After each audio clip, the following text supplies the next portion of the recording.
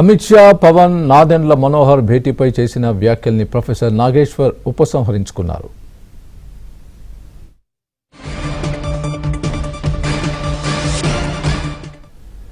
మరోవైపు ప్రొఫెసర్ నాగేశ్వర్పై కాకినాడ సర్పవరం పిఎస్లో ఫిర్యాదు చేశారు. ప్రొఫెసర్ నాగేశ్వర్పై కేసు నమోదు చేయాలని నల్లం శ్రీరాములు ఫిర్యాదు చేశారు. ఇదే అంశానికి సంబంధించి పూర్తి అప్డేట్ మా ఏపీ బ్యూరో చీఫ్ రామారావు చెప్తారు. రామారావు, చెప్పండి. ప్రొఫెసర్ నాగేశ్వరరావు వ్యాఖ్యల్ని ఉపసంహరించుకున్నట్టుగా మనం చూస్తున్నాం. Breaking news. ఆయన ఏం చెప్పారు, దీనికి సంబంధించి పూర్తి అప్డేట్ ఏమండి? అదేవిధంగా కాకినాడలో ఆయనపై కేసు కూడా నమోదు చేసినట్టుగా మనం చూస్తున్నాం. బ్రేకింగ్ న్యూస్ లో ఏ విధంగా ఉండబోతోంది?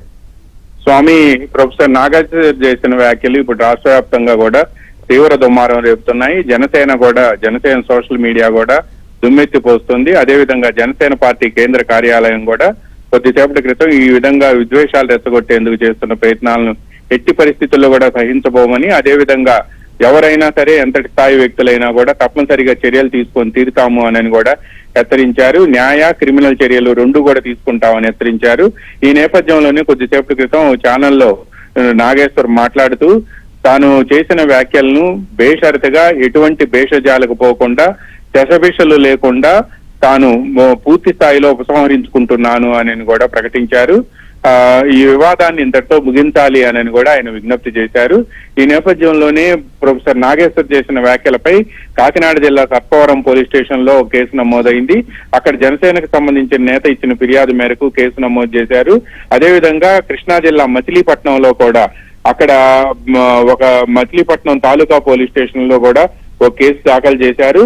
అక్కడ మత్తి రాము అనే కార్యకర్త ఇచ్చిన ఫిర్యాదు మేరకు కూడా ఈ కేసు నమోదైంది.